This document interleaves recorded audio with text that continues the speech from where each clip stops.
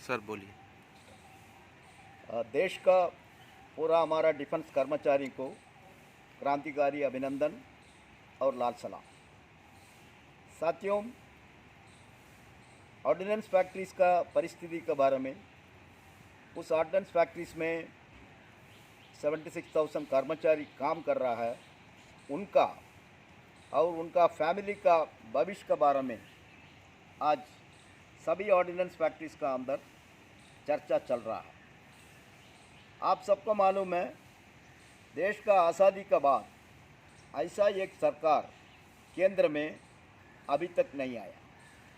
ये ऐसा सरकार है, किसी को सुनता नहीं, किसी से बात नहीं करेगा, किसी का तकलीफ़ सॉल्व करने का उनका मन में ऐसा कोई इच्छा नहीं है। सबको तकलीफ़ दे दो, किसान को तकलीफ़ दे दो, मजदूर को तकलीफ़ दे दो, नौजवान को तकलीफ़ दे दो, ओबीसी एससी एसटी को तकलीफ़ दे दो।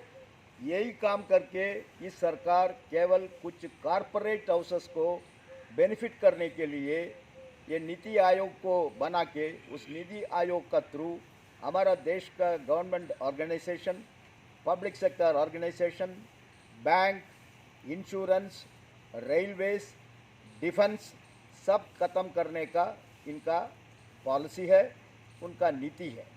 उस नीति का खिलाफ में हमारा देश का किसान, हमारा देश का मजदूर, हमारा देश का नौजवान, हमारा देश का महिला, सभी लोग आंदोलन में हैं। अभी ऑर्डिनेंस फैक्ट्रीज़ के बारे में आप सबको मालूम है, 1 अक्टूबर से इस ऑर्डिनेंस फैक्ट्रीज़ को 220 साल का पुराना हमारा देश का सबसे पुराना इंडस्ट्रियल ऑर्गेनाइजेशन था।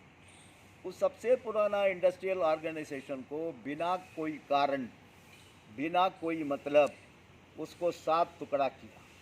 7 टुकड़ा करने का कारण क्या है? अब एक ऑर्गेनाइजेशन है तो इसका पास 65,000 एकड़ ज़मीन है, 2 लाख करोड़ का ऊपर इसका एसेट्स है, प्रॉपर्टीज़ है। उसको सेल्स करना उनके लिए मुश्किल होगा। इसलिए 7 अलग अलग टुकड़ा करने के बाद जल्दी से जल्दी उसको प्राइवेट कॉरपोरेट्स को भेजने का इनका नीति है। इसलिए 20 साल 2000 से लेके अभी तक 5 कैबिनेट मिनिस्टर ने, रक्षा मंत्री ने फेडरेशंस के साथ एक एग्रीमेंट किया, हम ऑर्डिनेंस फैक्ट्रीज को कॉरपोरेटाइज नहीं करेंगे। कारण ऑर्डिनेंस फैक्ट्री देश का सिक्योरिटी के लिए है।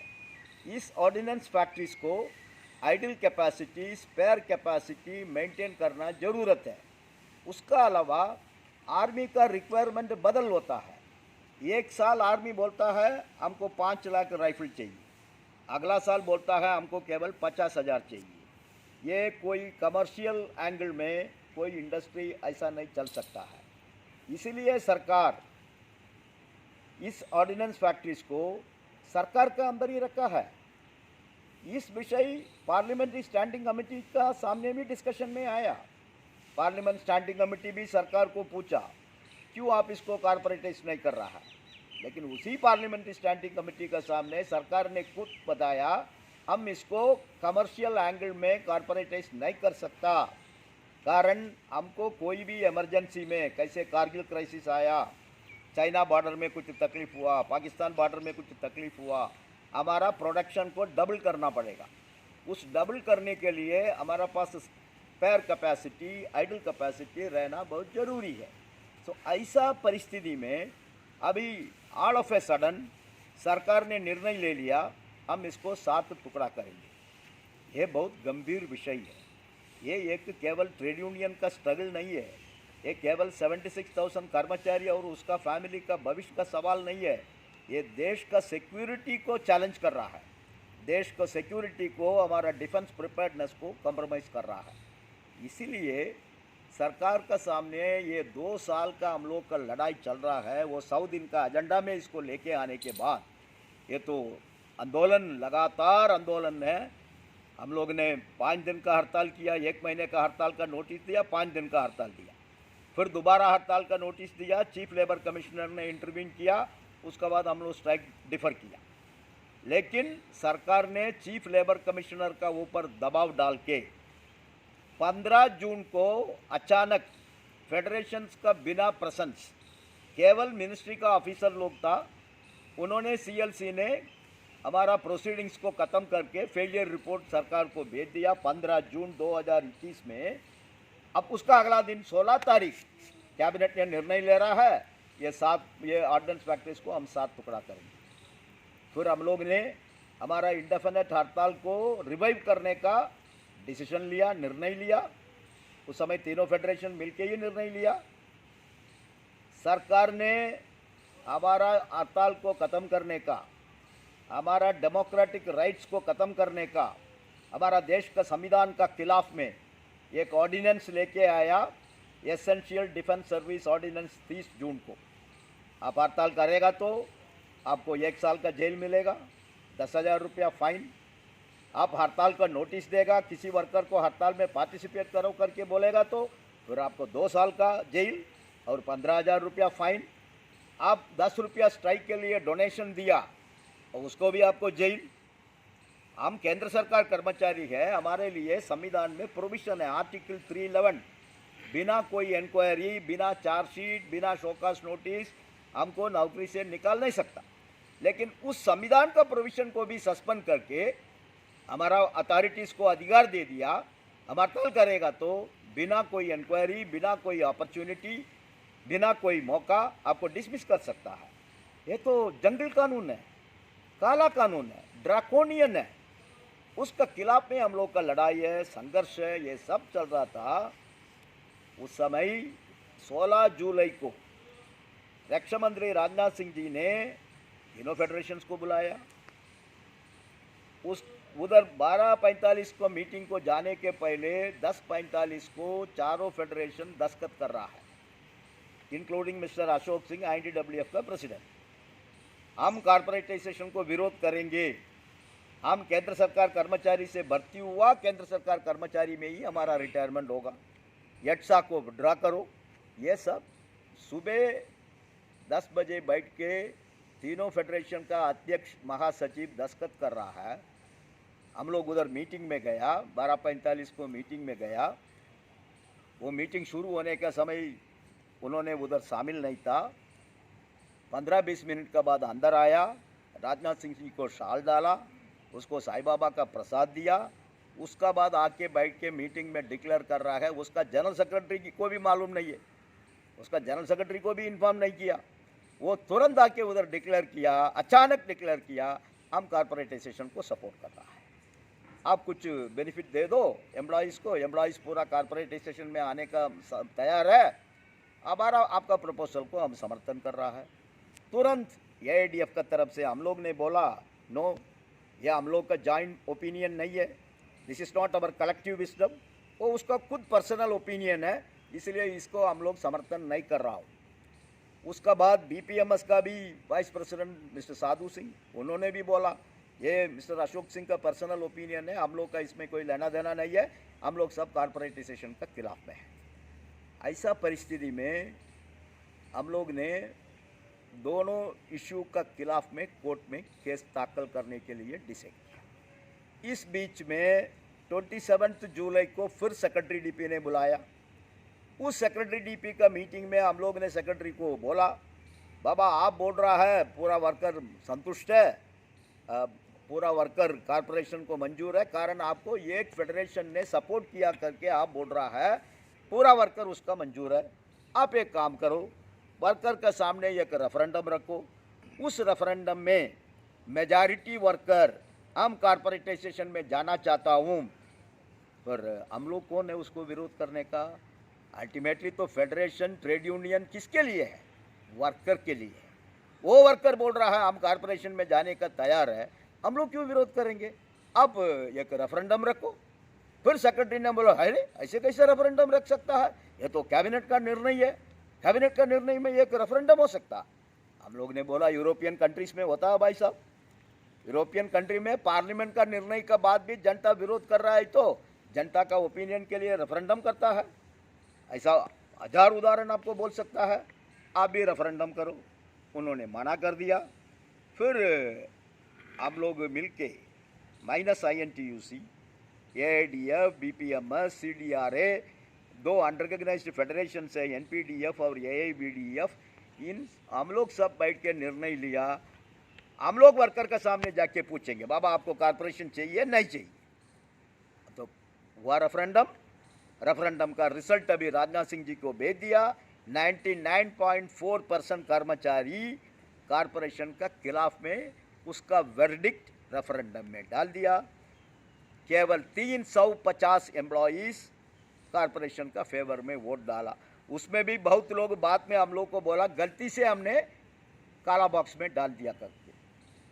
इसलिए हम लोग इसका खिलाफ में हैं, हम लोग इसको विरोध में हैं। अनफॉर्चुनेटली इंटेक ने ये गलती किया, लेकिन गलती तो सब लोग करता है, व्यक्ति भी करता है, ऑर्गेनाइजेशन भी करता है, लेकिन गलती को ठीक करके बाहर आके ठीक रास्ता में चलना कोई भी अच्छा लोग, अच्छा आदमी, अच्छा ऑर्गेनाइजेशन कर सकता है।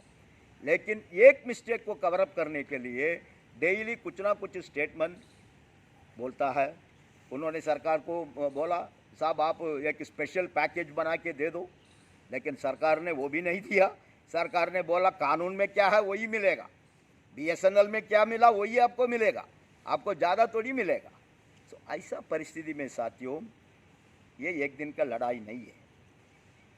एडसाक का खिलाफ में दिल्ली हाई कोर्ट में ऑलरेडी हमारा केस फाइल हो चुका है। सरकार को दिल्ली हाई कोर्ट ने नोटिस भी इशू किया। अभी 16 नवंबर का पहले सरकार का तरफ से उसको काउंटर फाइल करना है। उसका काउंटर आने के बाद हम लोग को रिजॉइंडर फाइल करेंगे, वो लड़ाई दिल्ली में चलेगा। मद्रास हाई कोर्ट में कॉरपोरेशन का खिलाफ में और हम केंद्र सरकार कर्मचारी का स्टेटस में भर्ती में आया, हमारा रिटायरमेंट तक हमारा वही स्टेटस मेंटेन करना पड़ेगा। वो केस अभी मद्रास हाई कोर्ट में चल रहा है। सरकार को नोटिस इशू किया, सरकार बोला हम 30 सितंबर को काउंटर फाइल करेंगे, लेकिन 30 को फाइल नहीं किया। फिर इन द मीन टाइम सरकार का एक ऑर्डर आया, 1 अक्टूबर का बाद आपको सरकार से तनख्वाह नहीं मिलेगा। तनख्वाह तब आपको आर्मी 60% एडवांस पेमेंट करेगा, तब आपको तनख्वाह मिलेगा। वो 60% भी केवल आपका तनख्वाह के लिए नहीं है, उसमें मटेरियल परचेस करना पड़ेगा, कॉम्पोनेंट्स परचेस करना पड़ेगा, कॉन्ट्रैक्टर को कॉन्ट्रैक्ट वर्कर्स को पेमेंट देना पड़ेगा, अलग अलग मेंटेनेंस वर्क करना पड़ेगा। उसके लिए वो 60% पैसा आएगा। अब 60% पैसा खर्चा होने के बाद फिर तनख्वाह किधर से मिलेगा? इसीलिए हमारा वकील ने 30 तारीख को कोर्ट में अपीयर होकर सीनियर लॉयर ने जज को बताया साहब इन लोग 30 तारीख तक काउंटर फाइल करेगा करके बोला, लेकिन काउंटर भी फाइल नहीं किया।